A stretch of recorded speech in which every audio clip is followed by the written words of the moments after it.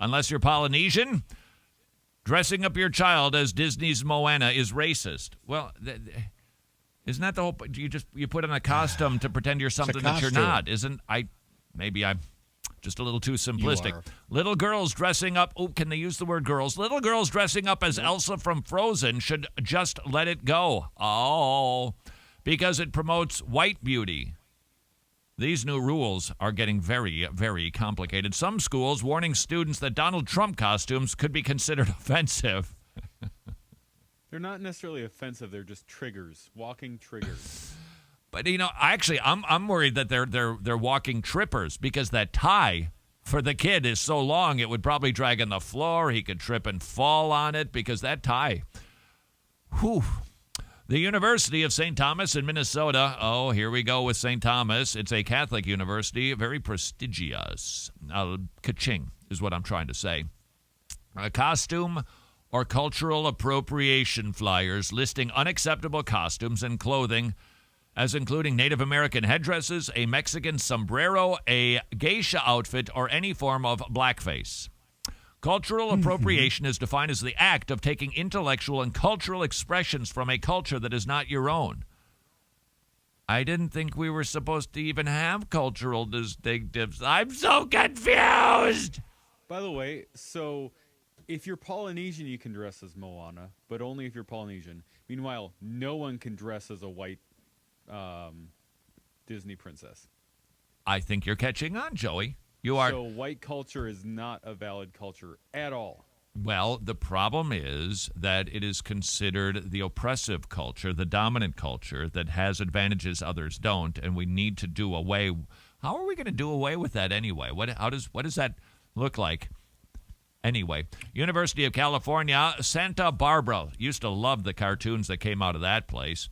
Recently held a social justice. Hanna-Barbera. Whatever. Hanna-Barbera. Yeah, that's how you say it. See, that's how you say it in Latin.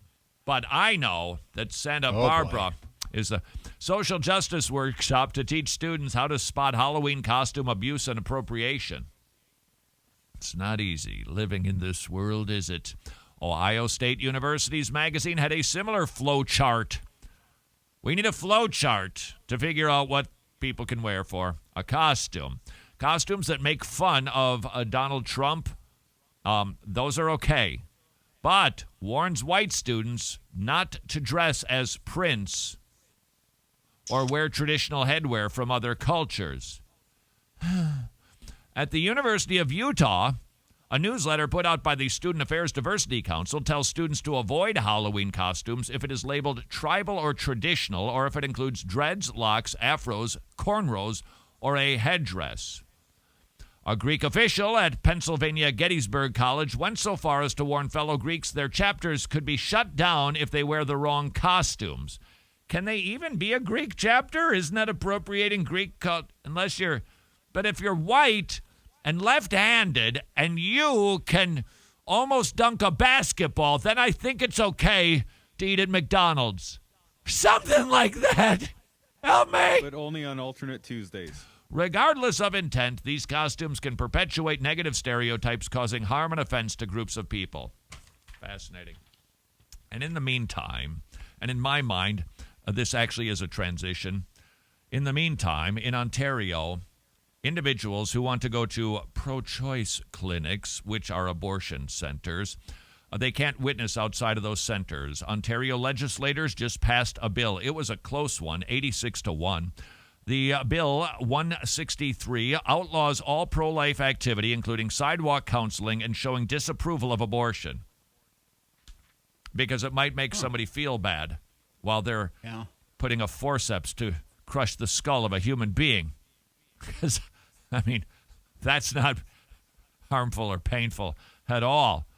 Within 50 meters of Ontario's 8 abortion centers. But it can be increased to 150 meters on request. They're bubble zones, banning all pro-life activity because we don't want to make somebody feel bad.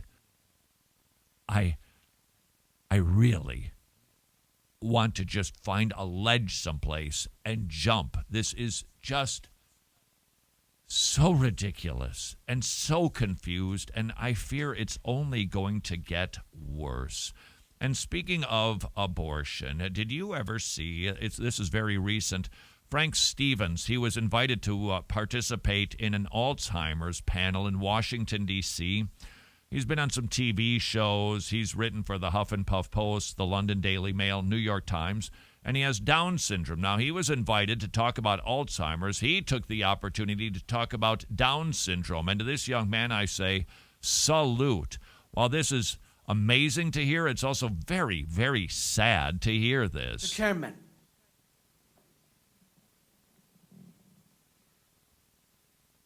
and members of the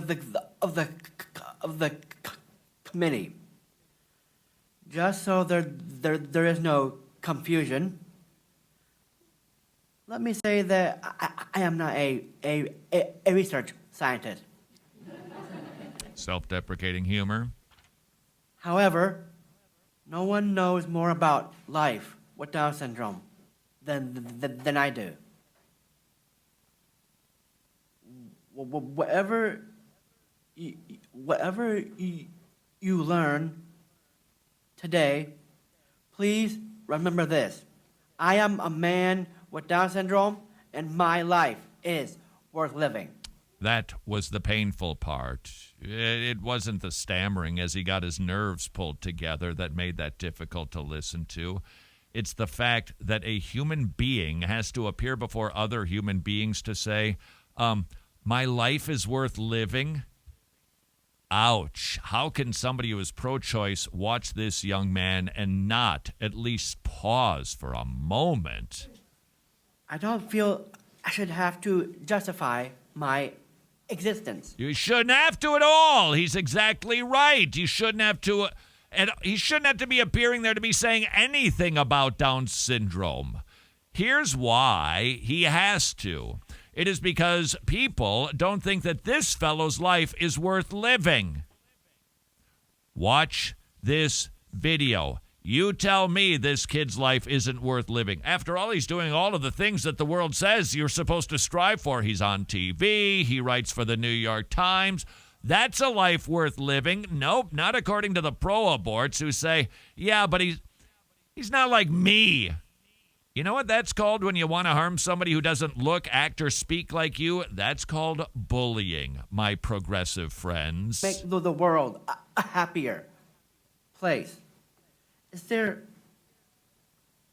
really no place for us in the world?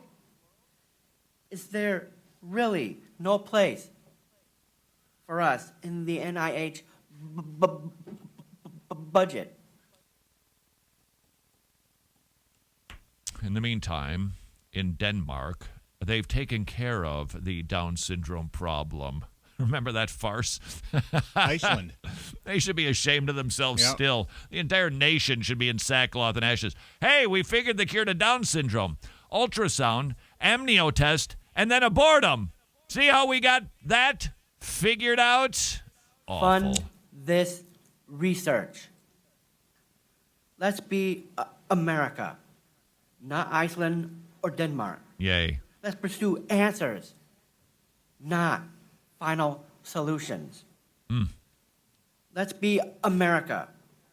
Let's make our goal to be Alzheimer's free, not Down syndrome free. Thank you. That kind of broke my heart. I don't mind telling you. Very brave, but absolutely tragic. Can you imagine? Wait, I'm trying to think. Wait a second. Has there ever been a time when somebody has had to appear before the powerful people to defend their existence? I'm trying to remember. Have we ever done that routine before? Yeah, it seems to me pretty much with every genocide that happens. And by the way, they're alive and well all over the globe.